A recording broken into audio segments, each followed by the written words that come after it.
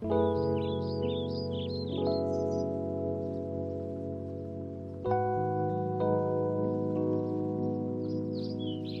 all as we congregate to the greatest toy line in community, ever growing, ever changing.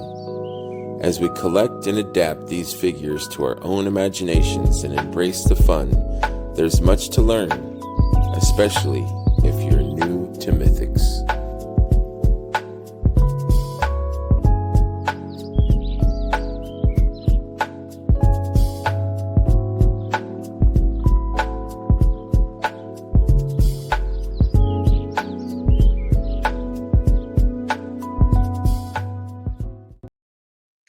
Hello and welcome to another episode of New to Mythics, episode 68, with my good buddy Brian Carr. Brian, how the heck are you, man?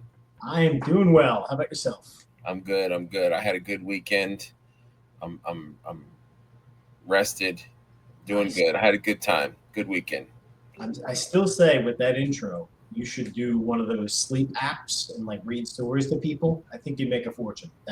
You think so? Voice, you'd be putting. So are you saying that I can put people to sleep? Is that what you're saying? It make you a lot of money. I'm okay with that. Yeah. I'm at peace with that. I put myself to sleep. I tell you that. Every time.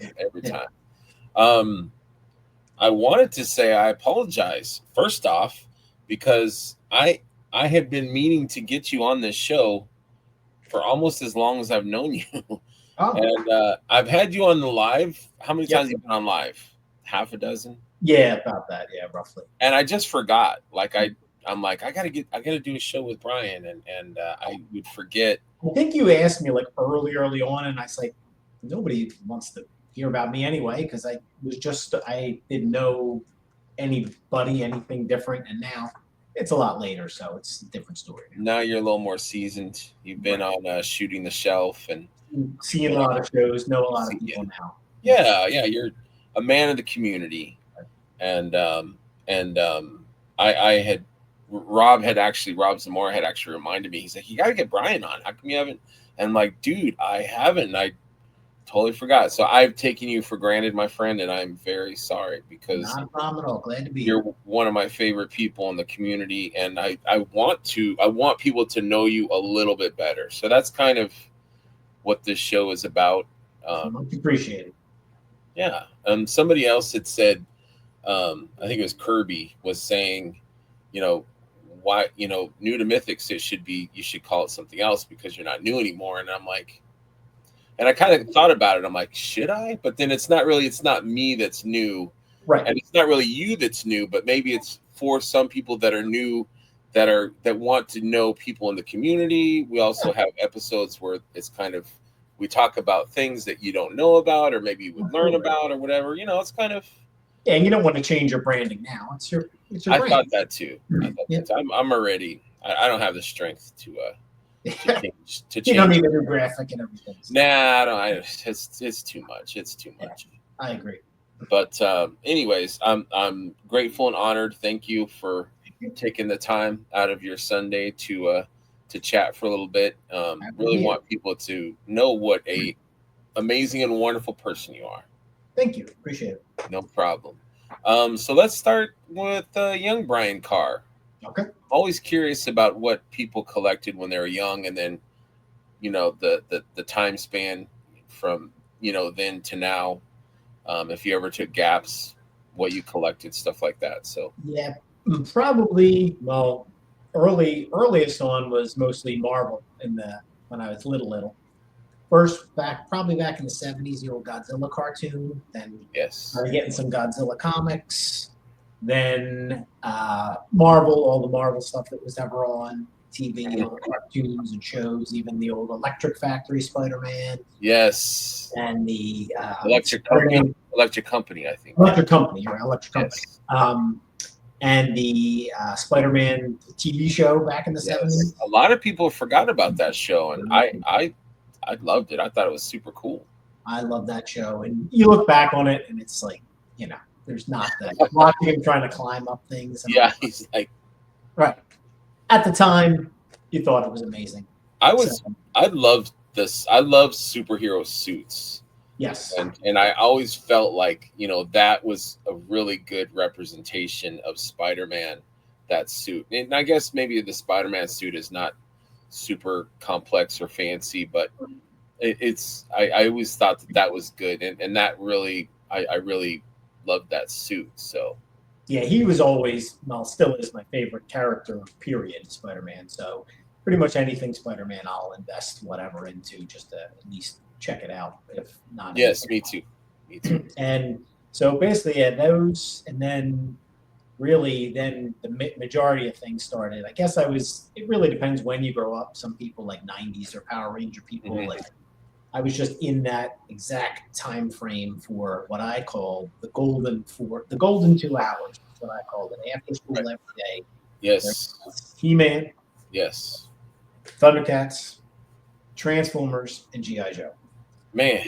And it's like, I mean, I'm biased, but that's amazing. I was stuck. I was transfixed. I couldn't go anywhere. No, and Like that's life was on hold. and I would get home. I'd run home from school just in time for the beginning, and you don't know what's back then. There's no DVRs. There's no anything. You don't know what's No, new. You don't know what's it old. was right here. This is where you recorded it.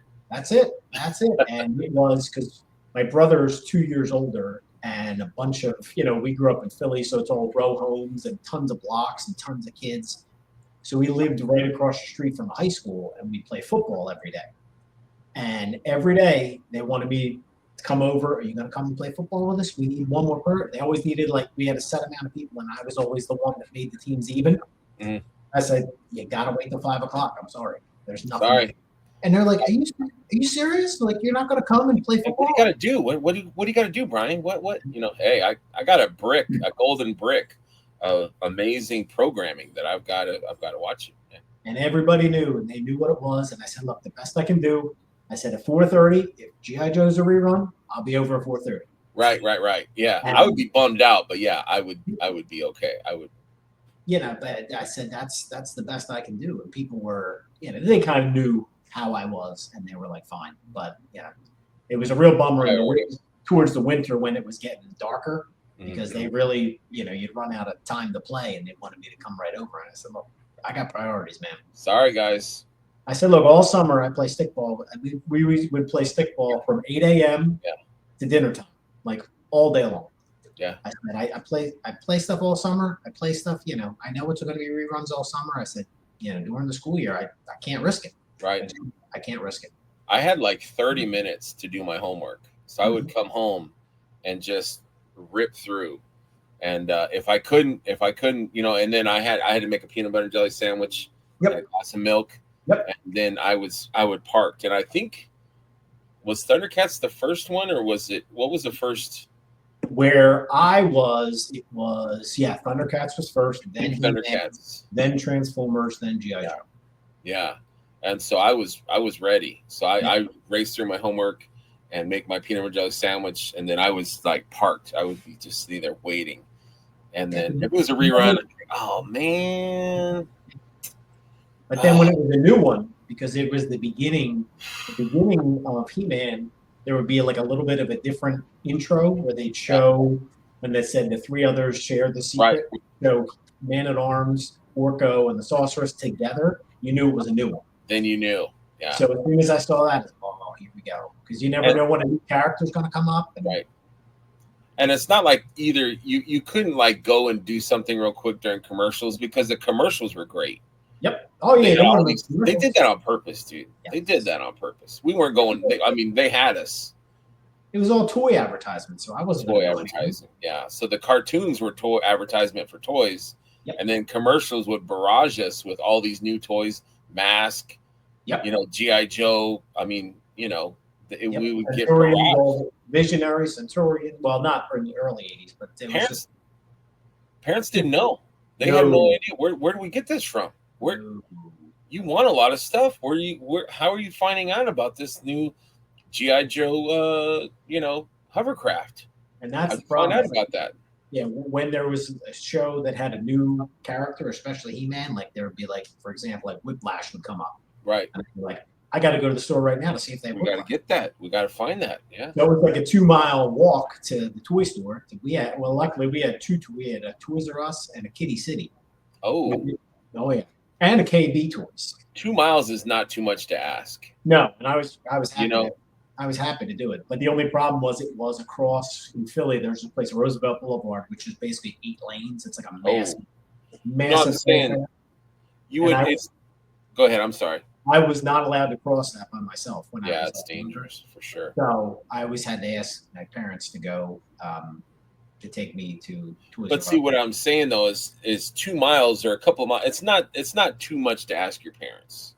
Oh yeah, it's not like they had to drive 2 hours for to get you to that toy store. So, well, my mom always, she tells the story how she, on her way home from work, she worked at a hospital. She would pass by Toys R Us on the way home, and it was the one summer. It was there was when Moss Man and Roboto first started. So I just asked her. I wrote it down on a piece of paper. I'm like, can you just go in and ask if they have Moss Man and Roboto? So all summer, every day on the way home, she went in and asked them if wow. they had. And I was like, I know. I said, but I kept them all this time. So, and look at me now. You took care of your toys. Oh yeah. My brother he's one of the people that would just like smash them together. And I told, whoa. I was like, yeah, don't do that. You're not doing my stuff. Yeah, you're not playing with my toys, buddy. No, that's not how I play. I was like, I don't destroy my stuff. And then the one day he took my actual He-Man figure and how his legs were connected by that rubber band. Yeah. And he just snapped it. I'm like, why did you do that? He's like, I don't know, I was bored. He's like, just go get another one. And this was past Battle Armor, Thunder Punch. I think they were up to Flying Fist He-Man. I'm like, how hard it's going to be to get the original He-Man? Yeah. So it took me 6 months to finally get the original He-Man back. But that guy. Man, I told him. I gave him a piece of mind after that. He's not a toy collector now, is he?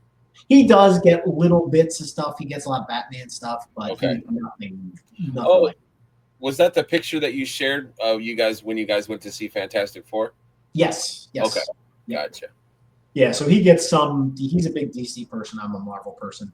So but he just basically gets some DC figures and some, mostly Batman, but that's about it. I always love that parents, there's parents that are like, you don't need that stuff. You're too big for that, or you don't need that, and then there's other parents like your parents that were cool and that would, bring you stuff home every once in a while. Like I love that. You know what I mean? They kind of, well, they explained to me, because I always joke, I said, my memory is horrible unless it's for comics, toys, or cartoons. Then I remember everything. Right. But anything else? Like, do you remember when we did that? No.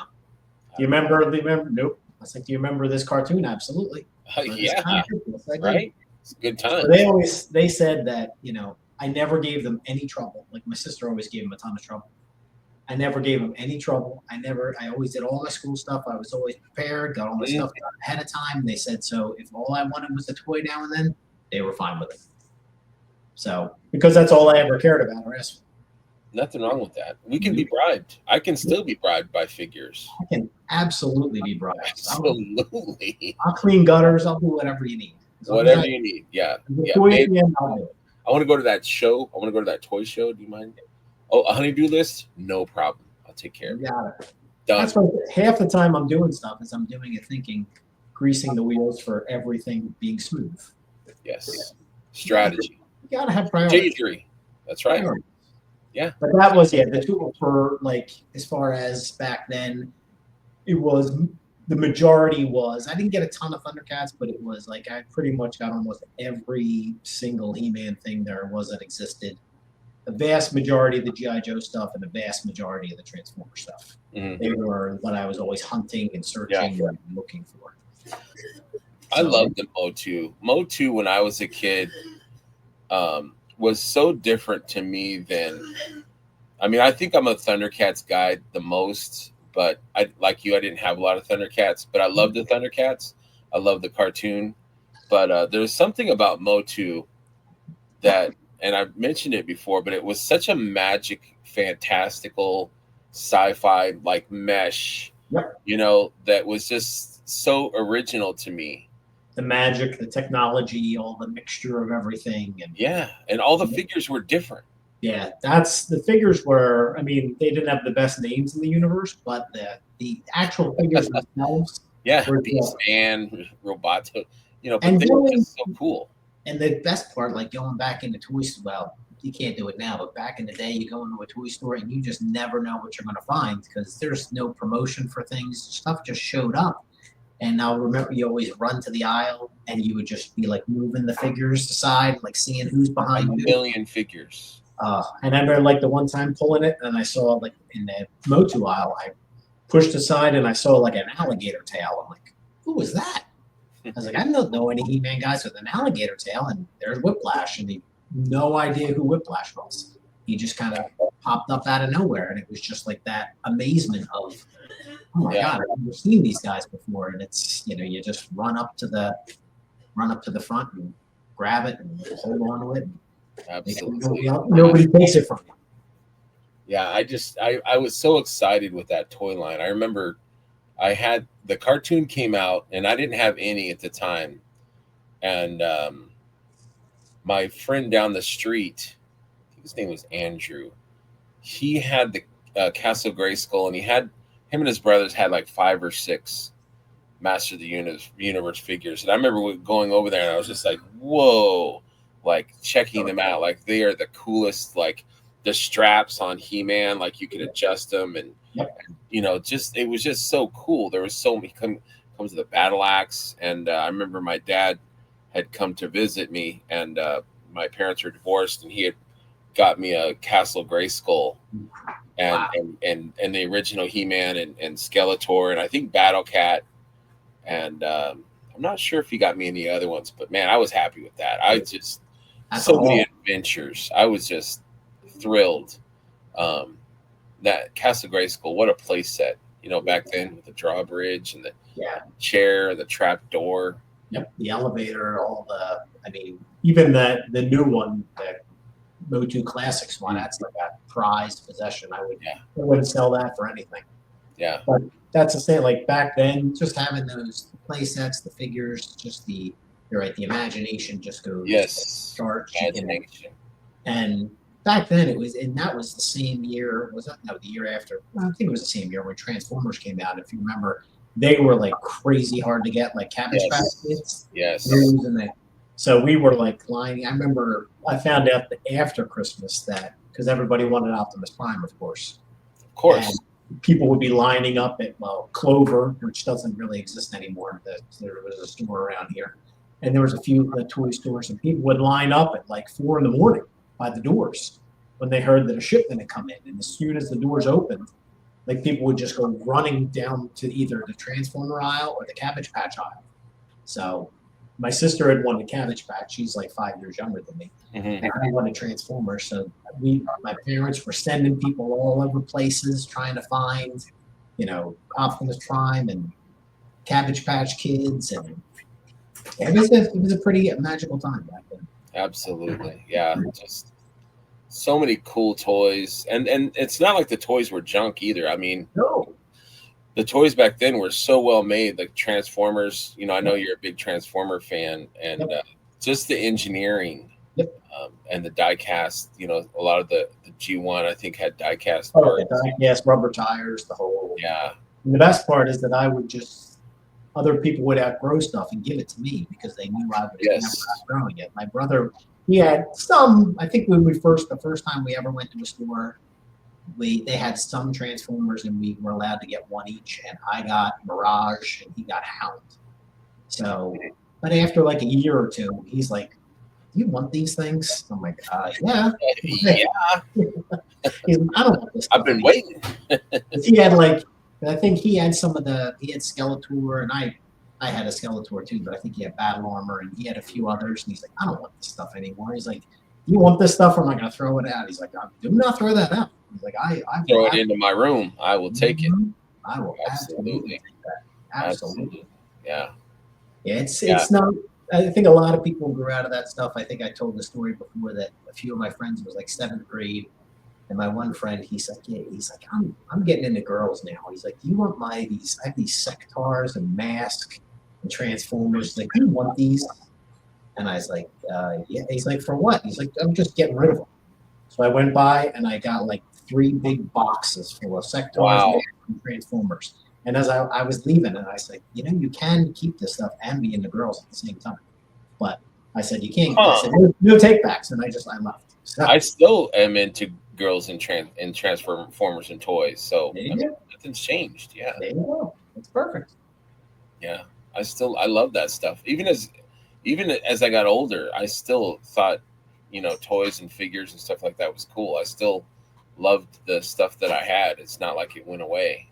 No, and like back the other part of your question is I never really took a break from getting anything. I just kind of morphed a little bit. I think it was like 6th grade or so. There was a flea market at the school, and I sold.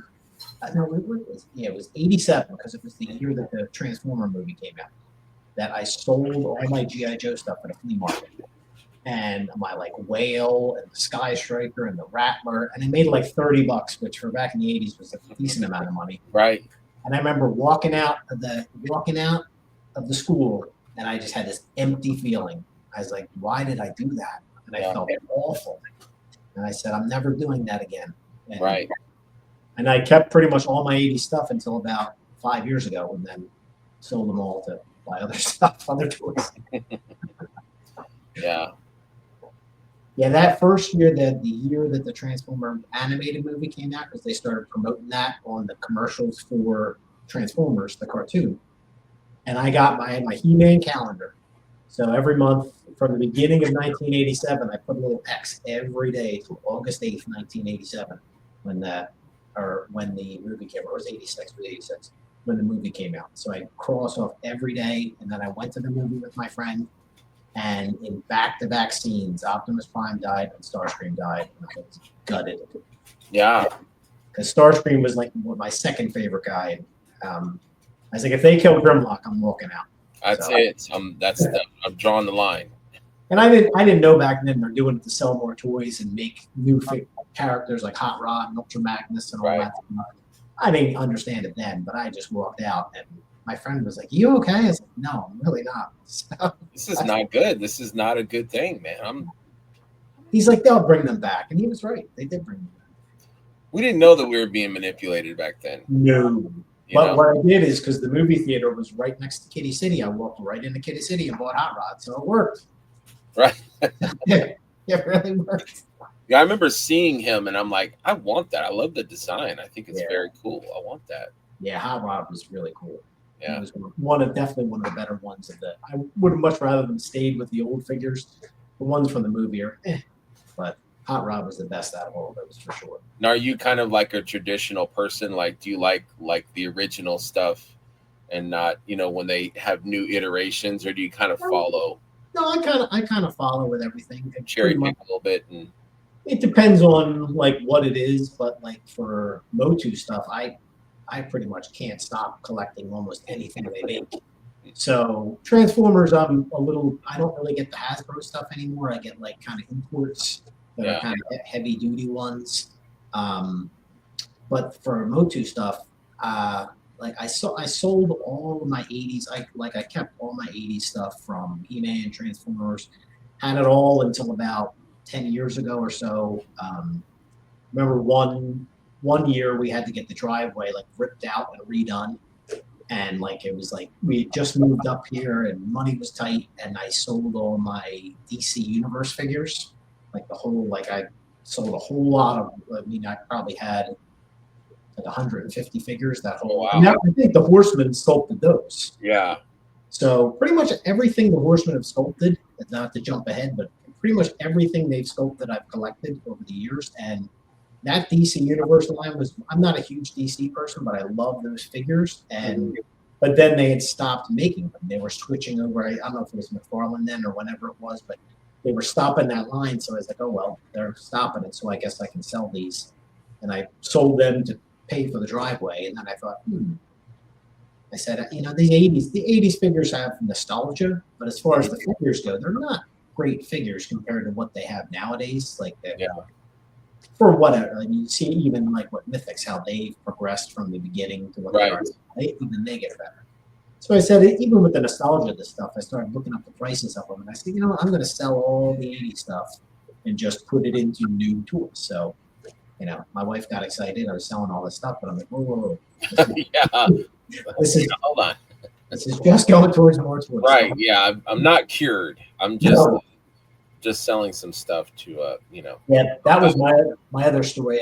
She always tells is that when we had first met in our like mid-20s, or was it early 20s, and I was living in my parents' house up in my bedroom, and it was wall-to-wall posters, comic racks, like just long boxes and figures everywhere.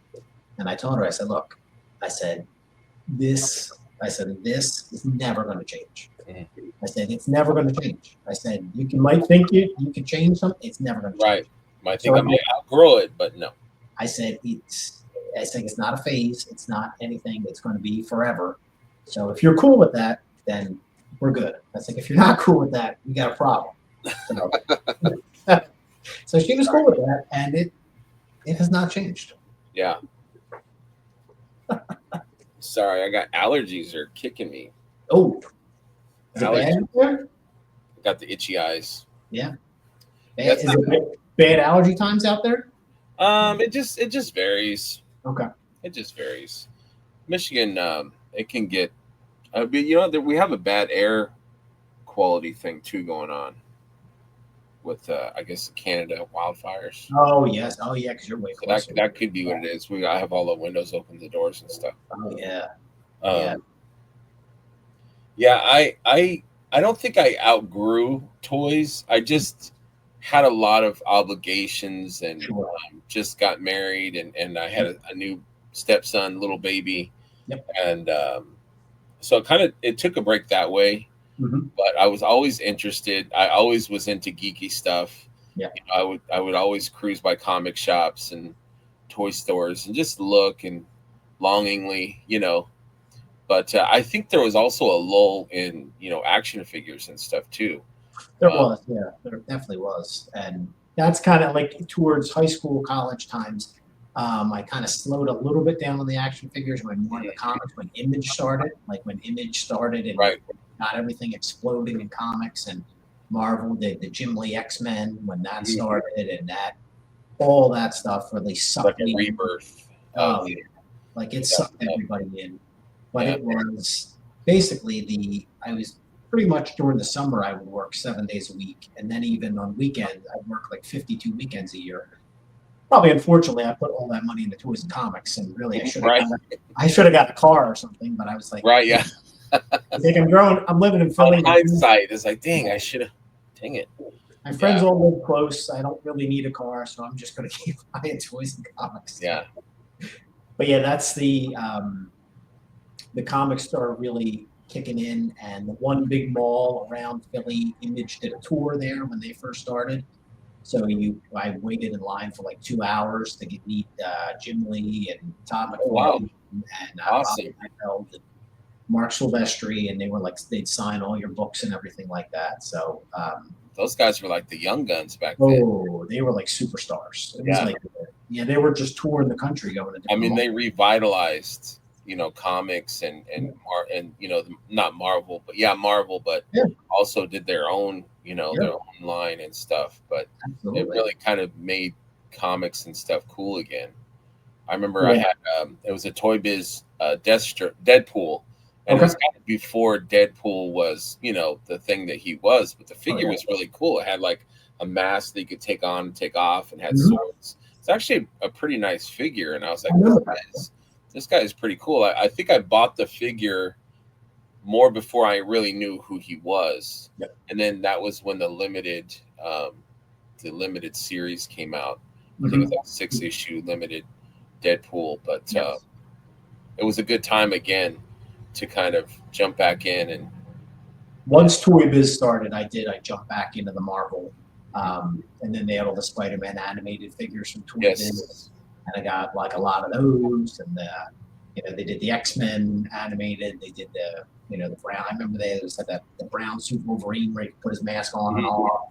And you look back on them now and they're not great figures. But then we were like, back then, yeah.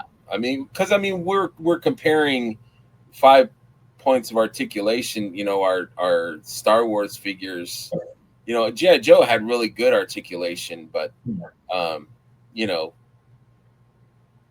to see the evolution of the figures, and how far they had come, their action features and stuff like that, and to have Marvel figures that could do some of that stuff was rad. I never say anymore that figures can't get better because they always keep getting better. It was like when I first got the first Atari back in. I remember playing Pac-Man on Atari with it, and he was basically like a little cent symbol. And he would just go across. Right. And he wouldn't even turn to go up. He'd just go the same way. Right. Always go backward. And so I was like, this is amazing. This can never get any better. I gotta love that. And it's still fun. I mean, I was blessed. Yeah. I went antiquing today and they had Adventure People. And I almost picked them up. There was like a bag of Adventure People. And they were scuffed up and paint was, and it had this little green like buggy with the 6 wheels. And I was like, man. I kind of want that again. Like it was so much fun, It doesn't have to be state-of-the-art articulation and double jointed whatever. I mean, for it to be fun. Yeah, those Adventure People were a great time back in the day. Yeah.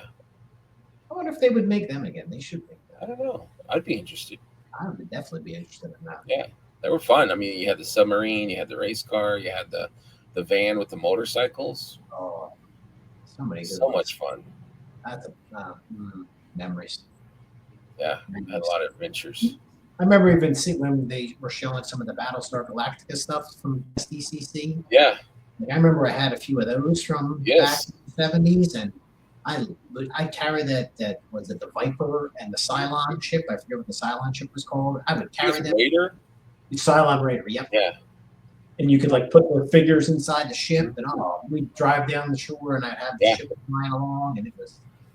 Yeah, I'm definitely probably going to pick those up. But I still remember. Yeah, I remember. Getting those. Yeah, that had to be 79. Yeah, late 70s. Yep. Yeah, I remember getting those. I got them both at the same time, and it's almost like we're programmed to root for the good guys, and to good guys, they always win and stuff. But I was like, this Cylon Raider, I love that thing. Yep. This is my thing right here. It had the cockpit, the thing that came down. Yep. I remember my mom had it was like a 350Z or 250Z, the Datsun 250. It had it had like those kind of in the back window. It had those kind of slanted. I don't even know what it's called, but it reminded me of that. I know exactly. Because I remember when we went to that night, it was another one. My brother and I could pick one out, and he's like, "Which one?" I said, "I definitely wanted the Cylon Raider." I was like, "The Viper was cool, but the Cylon Raider." Viper was cool. Was cool. I was thinking something when we were talking earlier about playing with your friends and stuff. Like I always loved when someone would come over, or I would go to someone else's house, but I would bring a few of my own figures. Oh yeah. If I had Man at Arms, and I would bring him with all his weapons and stuff, and I would take it to my friend's house, and he had grade school before I did, and so I would bring what I had, and we would just come together and play together, and that was just so much fun. Like that brought kids together, in the neighborhood. It's like, what do you got? What do you? Hey, I'll meet you in the over here, and we'll go play.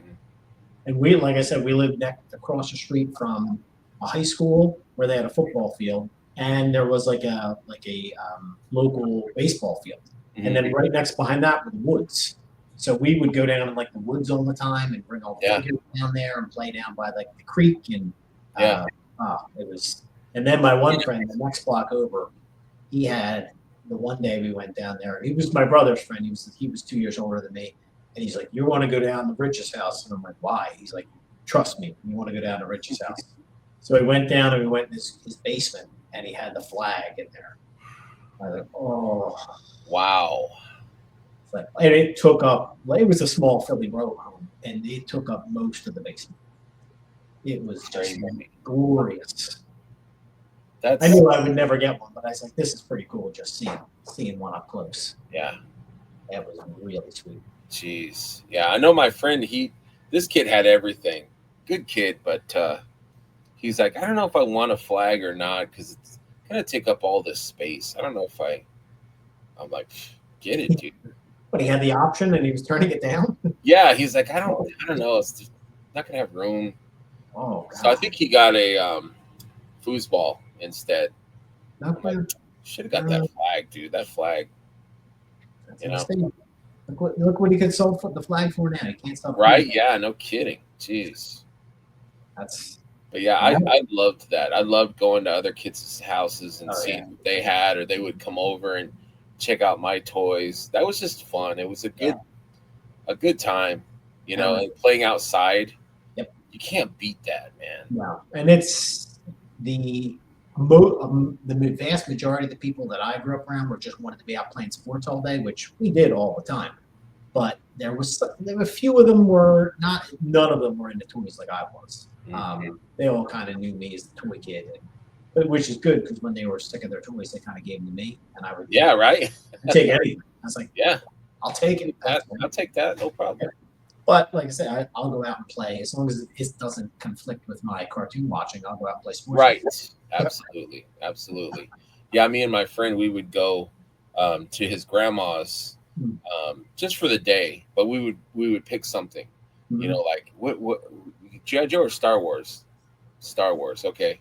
So I would grab, you know, Slave One, and he would grab an X-Wing or a TIE Fighter or something, and then we'd go and, you know, we'd go outside and make the sounds, you know, and land, and, you know, we had a few figures in our pockets and reenact stuff and just.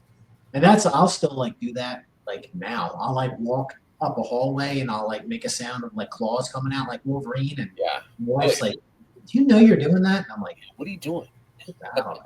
And she still says when I every time I go to a supermarket, a store, anything with an automatic door, before I get to the door, I do that.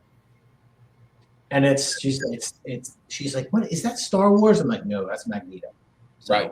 Yeah. I do the Magneto every time. As a kid, it was Star Wars for me, but now it's Magneto. Yeah.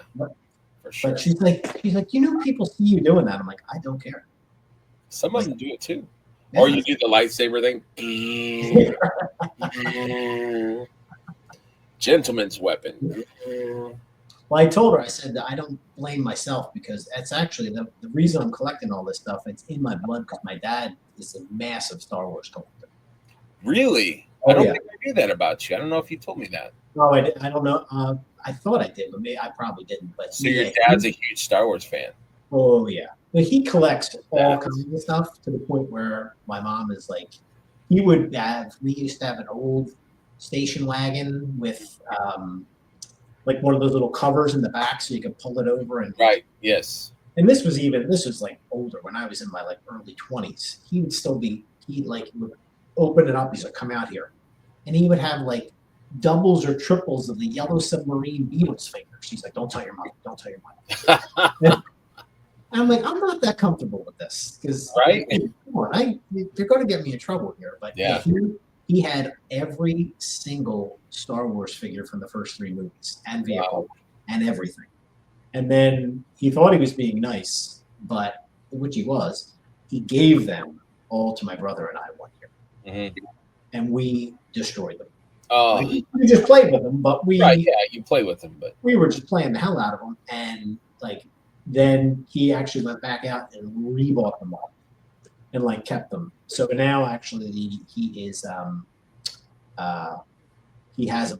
has a ton of stuff down in his basement, but he collects records. He had like all records from the 50s, 60s, 70s. They're all in plastic sleeves. It's all kept perfectly. I guess that's why I keep my stuff nice. But he's like, he get ET stuff, Indiana Jones stuff, like you name it. It was just, if it came out, he was usually collector cups from like Burger King or McDonald's or whatever. So kind of in the blood. I can't escape it. So does he have it displayed or is it in like boxes? No, it's just all like boxed up. Like I went down there the other day because we were looking at stuff, and he was saying if you wanted to like sell some things, and each had the old like Darth Vader collector case that you open up, and had some of the figures in there. And from selling stuff over eBay the past 10 years, like selling some of my older stuff, I told him, I was like, "Do you have the weapons? Do you have the accessories?" He's like, "I don't know." I was like, "Oh," I said, "You really need the weapons and the accessories." Right. Yeah, you lose value big time. Big time, big time. But I told him, I said they're in good shape, but so I told him I would like help him look through stuff and figure out what everything is worth. And he's okay to sell stuff now a little bit. Yeah, because he's he built a media room in the basement when they moved up out of Philly to up around where we are outside of Philly, like about 10 minutes away, and they built a most of the places that like over 55 communities don't have basements, so it took him a long time to find a place that had a basement. So then he wanted to put like a media room down in there. So he's got a media room that's soundproof. It's all painted black. He's like big into speakers and movies. And yes. And there's one chair. There's one leather recliner in the middle of the room on risers. Sitting there just. So all the speakers are put like facing the chair. So yeah, he was the one. He'd always have started. He'd have the Betamax, the VHS, the Laserdisc, every single thing you could have when Jurassic Park first came out on Laserdisc. Like we were in a Philly row room, he was in the basement, and I was on the top floor. But when the T-Rex walked, I felt my room shake. Yeah. Like really? It's like neighbors aren't going to like this, but he didn't care. I love that. I know. I actually think about now because I'm old. I'm like, is there going to be a point where I stop and be like, I don't want to burden, once I die, what, I mean, yeah, I'll give it to my stepson, but it's a lot of junk, it's just, cause I think I was at an antique store and that's why I was kind of thinking about that. Like there's all this stuff that people collected that they thought it was cool. They loved it, but then it ends up, and you're right, because I started thinking about the same thing, and that's kind of how I got to the philosophy I've told you before, that if I can't display it, I don't buy it, because I don't want to get too much stuff. Like I have a decent amount of room to display, and like when I started Mythics, I sold all my Silverhawks, I sold a bunch of things to make space with my thought is if it's not to me, if it's not, there's some of my space, and I'm sure my wife won't be watching this, but that sofa's probably going next year. Gone. I'm gonna, because no one sits there, so I'm gonna put 3 more bookcases there, because once the dragon's gonna go on the bar that's behind me. Yes. And then if there's 4 more dragons, they're all gonna go on that bar because there's a shelf. Don't you have your Mondo stuff on that bar over there? Well, that's what I'm saying. The Mondo stuff has to go somewhere. So I need shelves for the Mondo stuff to go. I need, now that the Mondo 2000X figures are coming, I need space for that. The Sesame Street, I need room. Mythics need a ton of room to expand. So, and all the G.I. Joe, all the He-Man stuff I get, I need a new basement. I need a second basement, basically. Right. I know that's my dream is like, one day I'm going to have a basement and I'm just going to fill it with everything I love. That's when we moved up here in like 2006, we moved out of Philly, and my wife's like, we want to look at this many bedrooms, this many bathrooms, this many this, the kids' school, this. I was like, I just need a basement. That's all I'm asking. I just want a basement. You have the rest. You have the rest. That's where I'm at. And that's, she barely comes downstairs, but like she comes downstairs and she's like, I remember I put like 3 new bookcases along the one wall, and she came down, she's like, were these here before? I'm like, oh yeah, they've been here. Sure, yeah. Don't worry about it. They're growing overnight. They're growing. Don't worry about it. But that's kind of I didn't want to like have too much stuff where it's just like boxes in a corner and a storage unit, because my dad had like 2 or 3 storage units he had to pay for every month, just filled with junk. And I said, I'm not going to get to that point. So it's if a figure or a toy line is cool enough to get, I either have to be able to make space for it or sell stuff to make it. So that's why I got rid of the 80s stuff to get all the cool new stuff. And it's kind of a juggling act, but it's good to have guidelines for yourself though. Right. You know, because I'm actually learning from you, you know, because I'm oh, that's cool. Or someone in our chat, Yep. you know, say, hey, there's this new Batman figure that's coming that's, you know, made by InArt, and Yep. you know, oh, I kind of want that, you know. Yep. And it's like it doesn't fit with any shelf that I have right now. It doesn't go with anything. What am I gonna, you know, what do I do? So Yeah. I need to be more streamlined with my collecting. You know, if you have infinite space, like the Matrix, where all the shelves, Sure. you know, if you have that, then hey, go for it. And you have the money, the ability to do it, go for it. But you know, if space is limited and your finances are limited, you have to make some hard decisions. Yeah, with like I have a 20-year-old and a 22-year-old. One just got out of college, the other one's in college, so money is definitely not infinite. So you know, we have 4 cars at different ages, but like keeping up 4 cars is not the best. So money is by no means infinite. So I'm always selling stuff to replace other toys, sell toys to replace other ones. And you're right, it's like Marvel. I just stick with the Marvel Legends, and you know, for He-Man, I'm pretty much a sucker for anything He-Man, so I get too many He-Man things. But if it's not going to fit in, at least how I look at it, if it's not going to fit in somewhere on a shelf for me, or I'm not going to make room for it on a shelf or clear some shelves off for it, then as cool as it can be, I'm just not like Monster Force. Like I love Monster Force; it looks awesome. But I'm thinking of all the other lines that are coming, the space that I have, and future. Like I'm thinking all the different Horseman stuff that's coming down the line, and all the dragons, and who knows, Mondo, He-Man, and it's you just got. I'm just trying a long-term plan and not get too ahead of myself. Right, and you want to think it's like, okay, Mythics is my favorite, so if I'm spending $100 on this Mafex or whatever, then that's $100 less than I have to put towards a line that I'm really, you know, investing in and having shelves and displays and stuff. So, you know, it's better to be more streamlined and focused on, you know, putting your dollars, if you're going to spend money, put it in something that you know, and not try to branch out. But like you have a little bit of adjacent, right? Do you have any Savage Crucible, or are you going to be no? But you have AWOC.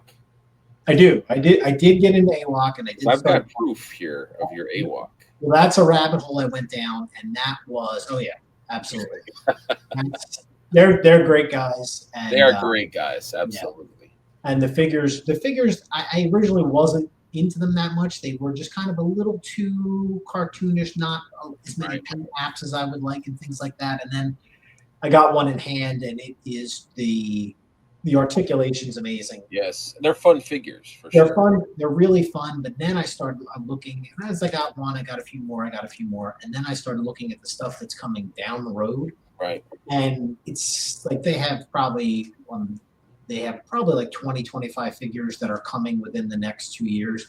And every single one of them I just loved. Yeah. And they're just getting, I mean, they're not in hand yet, but the designs and the pictures, every figure looks like it's getting better and better and better and better. So I knew that was a line that I really wanted to get into.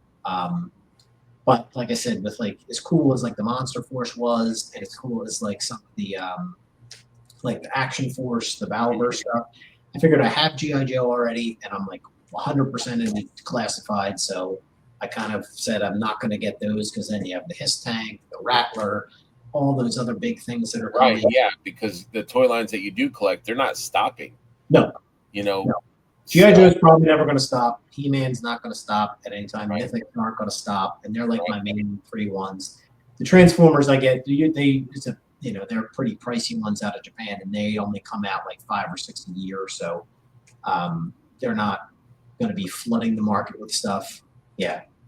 So that's just one of your shelves. I didn't get the other one, but yeah, the shelf on the side, right, or by the TV that's got. There's a whole other shelf along the side with more combiners, but then below that's the Motu Classics, and like the Motu Classics, that's what I was kind of saying is not even knowing about Mythics for the past few years, I've really kind of followed the Four Horsemen from their beginning, because I started out with the 2000 X figures, which were them, and I love them, and I can't wait for the new ones that are the Mondo ones. Then they went into classics, and I've gotten pretty much every classic ever made. And then they went into DC Universe, and I got all those.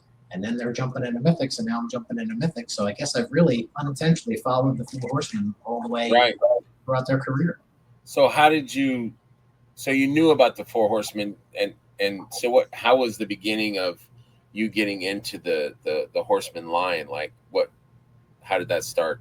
Well, I didn't really know much about it in probably even say, I guess the real first. I've seen it around, but then I went out to PowerCon in 2023 in Columbus, and the only reason I really went out there was for those Mondo, the 12-inch figures, because they were going to have some of those warehouse finds, which Right. were figures you couldn't get anywhere else. And it was the Filmation, the Blue Hordak, Yeah. and the Merman, and the I Cheetah. probably walked right by you.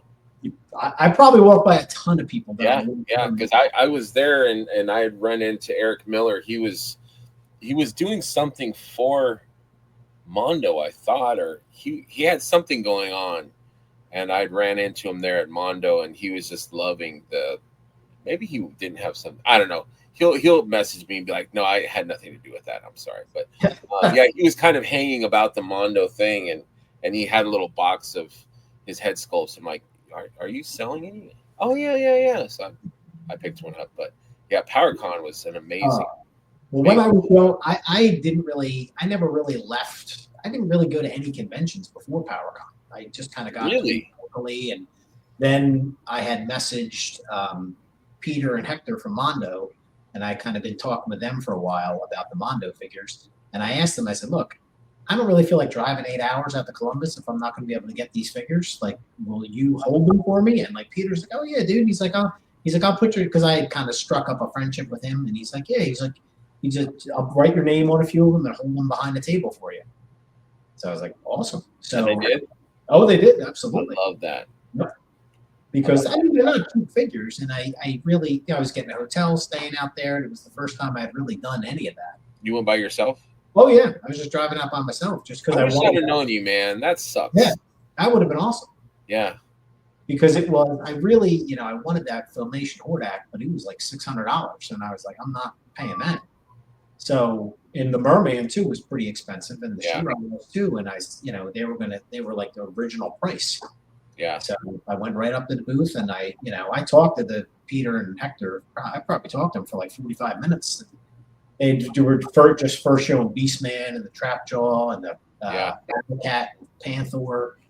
Yeah. So I mean, they had a huge booth. Yeah, Super 7 and them, I remember having really big displays. Yeah, because I talked to Brian Flynn there, because they had the Cat Slayer out for the first time. Yeah. Oh my God. I was like, wow. But then next to all that was this massive other booth. And I'm like, what the hell is this? And it was, I didn't know then, but it was Mythics. It was the Four Horsemen, and it was the biggest display out of any of them. And it was like a bank teller. It was like the ropes and people waiting in the line. A line down the wall. I'm like, what is this? It's like, and I was so tunnel visioned on the Mondo stuff that I didn't really even look at the figures, which I really should have, which I don't know why I didn't. I think I saw the big line, and I kind of got like intimidated by all the people. I was like, this must be like a huge line with all these people in it, and I don't know anything about it, so I better stay away. Yeah. And that was a bad decision, but it would have been a great place to get some stuff back then. That would have been great to get stuff back then. I mean, we could have been, line neighbors or something. Yeah, that was an impressive booth, the Four Horsemen booth, and I was hoping that they were going to do PowerCon again last year, but obviously, me too, man. What a show that would be. That was a great show. But now we got CarverCon in July next year, so hopefully you got to make that drive again, man. Maybe that'll like kind of fill the void of the lack of an Ohio con out there. So you passed him up in PowerCon. So how did you eventually? The only reason I ever really stumbled into it, it was I don't even know where. I think it was I'm not sure if it was on like one of the. It must have been one of the toy websites where they were talking about the Skeleton Legion Builder 2. Mm. And I remember always loving like Jason and the Argonauts. Yes. And Clash of the Titans. Sinbad and Sinbad was awesome. was cool. The stop motion, Yeah. clay motion, Harryhausen. Always wanted like the Kraken from Clash of the Titans. I had like Calabos and all like a lot of the other figures, Cool but figures. never had the Kraken. But I saw those skeletons and I was like, wow, they look like they just walked off like Jason and the Argonauts or something. Right. And I was like, I don't even know, how do you buy these? What is the? And it was, they had that in stock sale and they were doing the skeletons. And I said, and people were like, oh, these are going to be hot, Four Horsemen stuff, Mythics fly off. And I'm like, I have no idea. So I went on when it first started and I bought 2 skeletons, and I should have bought the 4 that you could get. And I bought 2, and the only reason I was getting them was to put them next to Skeletor. I figured they'd be good like a little henchman for Skeletor. Right. And then they came in the mail, and I got them, and I was like, holy crap, these things are amazing. They're pretty nice. And then I was like, what else did they have? And I went on their in-stock sale, and it was a big in-stock sale back then. Yes, I remember. And I was like, well, there must have been like 25 figures or so of horses, all kinds of stuff. And I said, I'll pick, I think I got like 3 the first time. I should have kept my list up of orders, but I ended up getting every single thing from the in-stock sale over about 8 orders. So I paid with shipping 8 times because each time I'm like, this is all I need. This is all I need. I'm good. And then I got them, and then I got to the last thing. I'm like, do I need a horse? I'm like, yeah, I guess I need a horse. And then, do I need a centaur? I'm like, yeah, I guess I need a centaur. And then by the time it was all said and done, I'd done like 7 or 8 orders and got the entire in-stock sale. And then I was off to RetroCon and ToyCon and hunting down the snag. Was there any disappointment when you opened those? No. As soon as I started getting the first ones, that's when I said, well, I'm going to need at least 2 bookcases. Right. So that's when I started like, who can I sell? So I immediately got, as much as I liked them, I got all the Silverhawks together and said, guys, you've been good team players, but you have to go. Time to go, guys. So they had to hit the road. And I sold some He-Man stuff, some of the He-Man figures I didn't love, I sold. And I sold a few. I'm trying to remember what else I sold, but I sold a bunch of stuff, cleared out like 2 bookcases. And then I think because then I joined the Cabal, and within about 2 months, I probably had like 150 Mythics in like 2 months. It was ridiculous. Yeah, it's an addiction. You can't stop. Well, you keep finding more and more amazing figures like in the catalog, and then you go backwards. And I think the ultimate enabler is on the other side of the screen here. This guy. So that guy. Because out of nowhere, one day I just got a voicemail from this guy over here, and just like a 3, 4, 5 minute voicemail is just talking about Mythics and explaining the whole community. And then I'd send back questions, and then you'd send responses, because when you first start out, you really don't know the ins and outs and everything. So from just like a few days, you gave me a ton of information about what to do, what not to do, who to talk to. And then after a few weeks, you invited me into this amazing group chat. And now I'm in this group chat with you guys. And, it's been off to the races ever since. And it's been a beautiful thing. So I thank you. Of course, man. I had a good feeling about you. I knew that my dogs are losing their mind right now. Hang on a second. I'm going to pause it. I got Amazon. Okay, sorry about that. I had some Amazon dog issues. No problem. Yeah, I just had a good feeling about you. And I always am happy to help people or give information or, give advice on, what figures are good to start with or, stuff like that. I'm not an expert by any means on anything, but always happy to help people because people help me. Remember, I would ask Curtis or Colin, me and Mark Thomas, we kind of learned things together because we were both fairly new in the into collecting the lines. So we kind of helped each other and stuff. But I was I was super happy to meet you and help you and you know, kind And of that's what I did not expect, was that I didn't expect a group of toy collectors, toy right. community to be actually really good, kind people. Yeah, Because most of them get a bad stereotype of being gatekeeper jerks, and yeah, and so I really never really even thought about joining any kind of anything until this, and then you just every person you run into is just good people. I just mean, good, genuine. right? Like it's I've been you go to toy conventions and it's you don't even really aren't really specifically looking for many figures. You're just looking to see people, which is unheard of in toys. And look at all the people. Like I went to Westigway's house. We did a barbecue over the summer, and we went to Brendan's house at a Yeah, barbecue. And it's people like flying in from all over the world to go to Legion's Con, and just going more to hang out with the people than the toys. I mean, it's the yes, toys are important, but you really just want to see the people. And last year, obviously, it was just starting it, but this year I'll actually know a whole lot more people than I did last year, which would be really cool.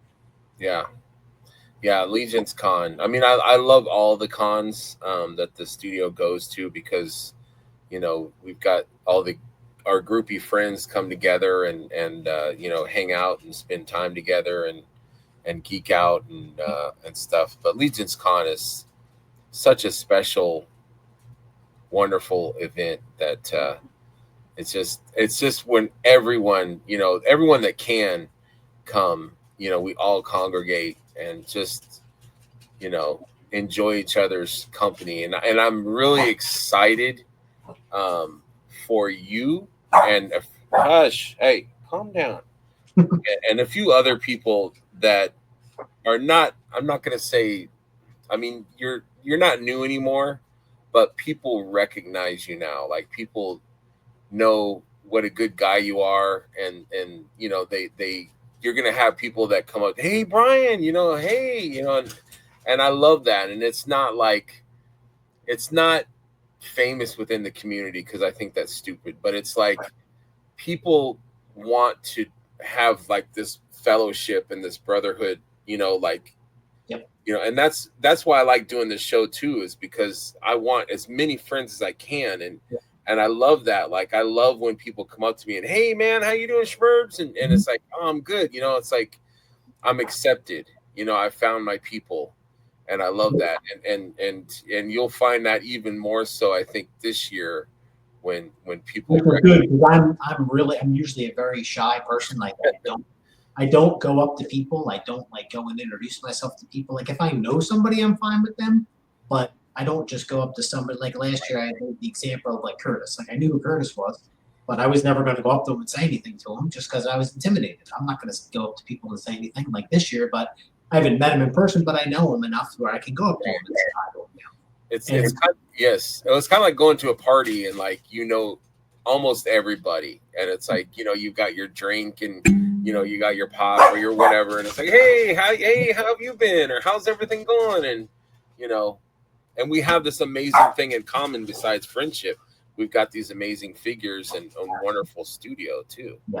And So that's the other cool thing is that the studio, all the people in the studio are just regular, down to earth, cool people, and you wouldn't expect that from, nobody from the studio ever like big time, sure, like I'm the sculptor, I'm the painter, I'm the marketer, they're just good, regular people that are just happy that you're there. Yeah, they'll hang out on the couch. They'll just come and after the show, after they're done selling stuff, they'll just come down and hang out with us. And it's like, that's so dang cool, you know? Because last year we were there in the lobby and you were like, and Jeremy was walking by, like, Jeremy, come sit down, we'll talk. And I was like, I'm never gonna, you can do that? Yeah. We're like, we can't. I was like, are you allowed to do that? Can you talk to him? Right. Come down and talk to us and like, with just like a normal person. I would just think, like, he's allowed to do that. He can talk to us. And then, but he went to a barbecue with us, just hung out, and they're just I met like pretty much everybody at ToyCon in April and had them all sign the Barbarian. They were all super nice. And, not something I would have thought, that they're just regular, down to earth, normal people and just nice people. Nice people, and it makes you love the studio even more. You know, Absolutely. I mean, if there were jerks, I probably would still collect because the figures are so good. Yep. But that they're so kind and giving and generous with their time and transparent and just, you know, just makes you love them even more and love the studio even more. It's like, it's unreal. That's one of the cool. I think it was. I don't know if it was Jeremy who said it or Eric said it or Cornboy said it. They like, and you really believe them, because if it was from any other company, I would not believe it. They're like, we do, you know, we want these to make these toys because we want these toys for ourselves, and that's just like they are one of us. They want the Right. toys too. They're not just getting these things and like just sell them to these people and get them out the door and make a profit. Right. They They care. want these toys to put on their shelves and put on their walls, just like we do, which is really cool. Yeah, absolutely. So we've hit the 1 hour, and I wanted to hit two more things before we go. Sure.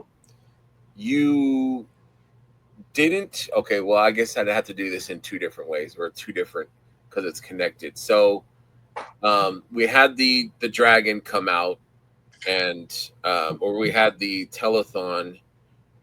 Well, the sale for the dragon. Let me see if I can get to the slide here. And so we did this 24-hour thing for the last day, I think, for the dragon. Curtis had kind of arranged or asked people that have shows if they would, you know, do like this telethon, and we would all kind of, you know, share, like I would be on this show and that show, and they would be on my show and whatever.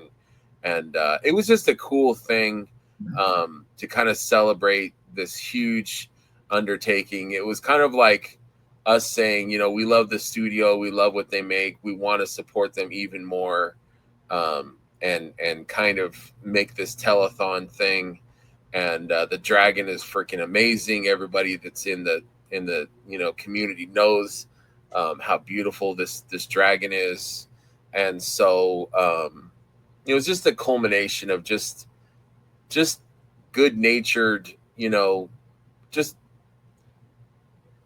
I don't even know what to say. I was going to say brotherhood, but that doesn't sound right. But It is, yeah, because that's like, what other toy community, what other group of people gets together and puts together 24 hours worth of shows to promote a figure they're getting nothing out of?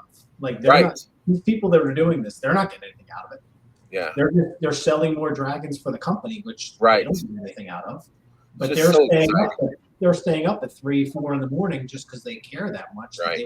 They want the company to do well. They want the dragon to do well. They want everything to keep going. That's how much, you know, the community cares.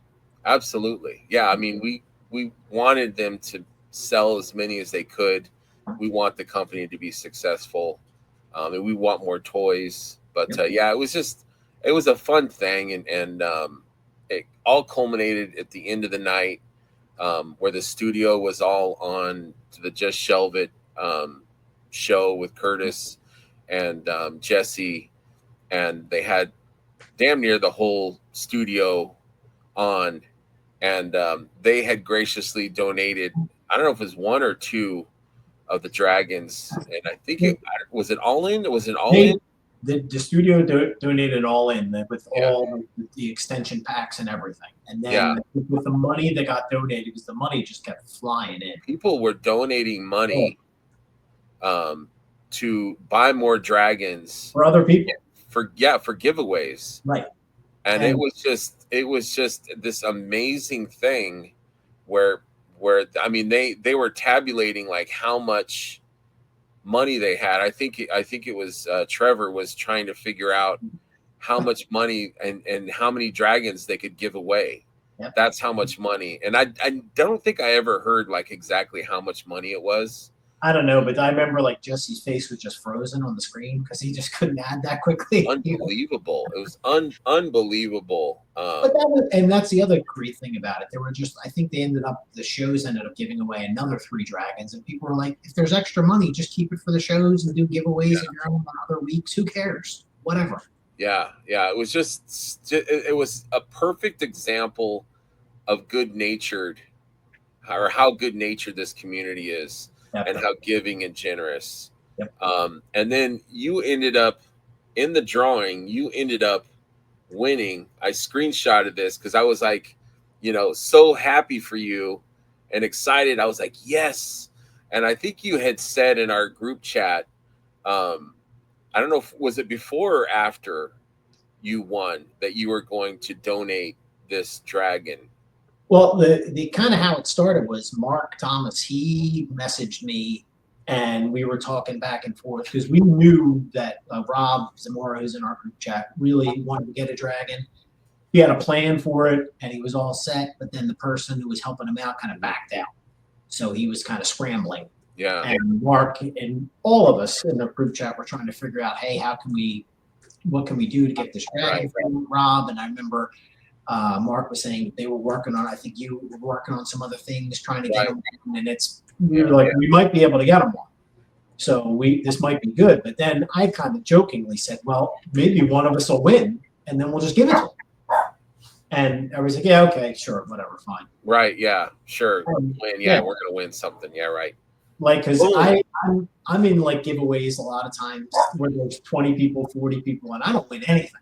I never win anything. Right. And I'm like, and I wasn't even looking at the screen because the first one came up and I don't remember who won. And I think the second one came up and I didn't know the name of the guy who won that. And I wasn't even looking. I was just kind of like checking on Mark's messages to see what was going on with Rob and if we could figure something out. And then I heard them, or I don't know if it was Trevor or whoever, somebody called my name and I was like, what? And then I saw a couple on the screen. I was like, this is insane. So and that was the funny thing is that there's so many people in that live stream, like way more than ever before, because everybody got the word. Oh man, there was like 1,000 people in there. It was like so. And I knew I wanted to give it to Rob, but I'm like, they're never going to see my message. So I had to put in a super chat just to tell them to give it to Rob because they're never going to see my message any other way. Yeah, because the messages were like. Yeah, you could. It was like you're trying to read. Right. Yeah, it was just unbelievable. That's what, and I said I bought it like the second day. I was like lucky enough, like the day it started, I had gotten like a bonus. It was like just enough to buy the dragon, so I was just like I was lucky enough I just got it like the second day, and I said, what am I going to do with another dragon? I'm not a painter, I'm not a customizer, I'm not, and if we know Rob, he's like a super great guy. And if we could, and that's what I said. Is there were so many other people in the group, not just our group chat. There were so many people that would have done the same thing. Right. Would have given it to somebody if they had the chance. It was just, what are the odds? So it was like, I was just blown away that I could even do it. But I think I was telling Trevor afterwards. I said, I truly believe. I say, if I wasn't going to give it away, my name never would have come up. Like it was just like fate that it was just. Like, I agree. Right. If I said I'm going to keep this and I'm just selling it on eBay, my name would never have come up. Yeah. So it was awesome. It was so cool, and it was it just goes to a great person, and it's a great thing. And then now, Rob signs up for intern, wins it, and now he's taking you. Exactly. It's the intern. So that's the universe. The universe. I love that. I love that. That when he said he wants to take you, like that was like, thank you, Rob. Not saying you did the right thing, Rob, but no, I mean, take who you want. But I just loved that he picked you because I'm like, that is so perfect. Yeah, and that was, I didn't expect that because I've never been through the whole intern thing before. So I remember we were messaging back and forth when somebody first posted. I'm like, do they all go out at the same time? Is there still a chance for other people? How does this work?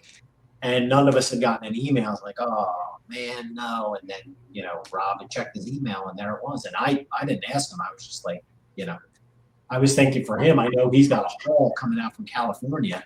So I'm like, if you can do anything that helps you get here or helps you, go for it. I mean, that's totally on you, but I'm thrilled to go. Yeah, I love that. And you guys are going to have an amazing time. Intern is just an incredible experience. Um, I say everyone that's a true fan needs to go, just because it's just to see everything, to see the guys where they work, Yeah. the magic, where but it's also really kind of eye opening that I mean, their space that they work in is like, but like they're making these amazing, but you get it really a really good perspective of the magic that they make and the space that they make it, and the amount of people Right. that do it. Yeah, because it's not a lot of people. No, It's a not at very all. small amount of people for what they do. It's pretty amazing. Yeah, I'm Yeah. excited to just kind of soak it all up and see all parts of it. Yeah, it's gonna be awesome. I can't wait for Absolutely. both you guys. It's and I said I'm gonna it's just many thanks to Rob. I really appreciate it. Yeah, it's gonna be fun. I'm so excited for Legions Con. I'll be there. I think Thursday night or Friday morning. Okay. But I'm so excited. I can't wait to see all my friends and Yeah. walk through the doors and see everybody and hugs, and it's just Even trying to get like hotel rooms this year, it's just like a half an hour gone, like the whole hotel. yeah. I was, because I think we're in our chat. We're like, I'm like, nah, you guys got time. No, and it sold out. Like, I think that day, didn't it? Was it that day? I think some people were saying like, because I was like right away, and Yeah. but some people were I saw messages like less than an hour into it saying that most of the rooms were gone, if not all. Yeah. So it was, because I remember they were saying, I think Jeremy was saying like a few years ago they got X amount of rooms, then the next year they got X amount more, and then the other, I think it was even last year, they said we'll take the whole hotel, and they're like, if you don't sell it out, you're responsible for it. And he's like, don't worry about it, we'll sell it out. Yeah, we'll be fine. Yeah, don't worry about that, because yeah, they probably have 20 rooms that are theirs, maybe. Mhm. Maybe. Yeah, I The think rest is they pretty much said just about every room is for Legion's Con. So it's crazy. It's nuts. But it's and then it shows how much people care. Like you see the people. right. Rob's coming from California. Terrence comes from Florida. You're coming from Michigan. Emil. Yeah. I'm lucky. I only have to drive from Pennsylvania. So Oh, you lucky bastard. yeah. Thank you. But yeah, it's I can't wait. I love it. I look forward to it. Somebody said it's like 3 months. Yeah. Yeah. I mean, once we're done with August. Yep. Yeah. So September, October. Yeah. It's basically 3 months and a few days away. So I gotta start selling some stuff or something. Yeah.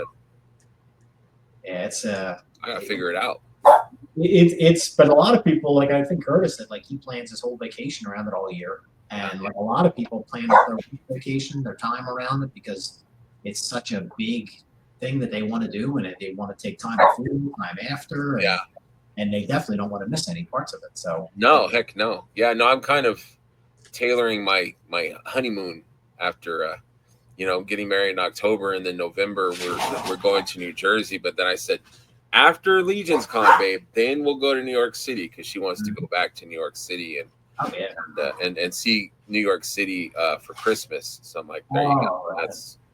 That'd be really cool. So that'd be fun. Yeah, I think that's a few people said that before. They said once you go to Legion's Con, you'll never miss it again.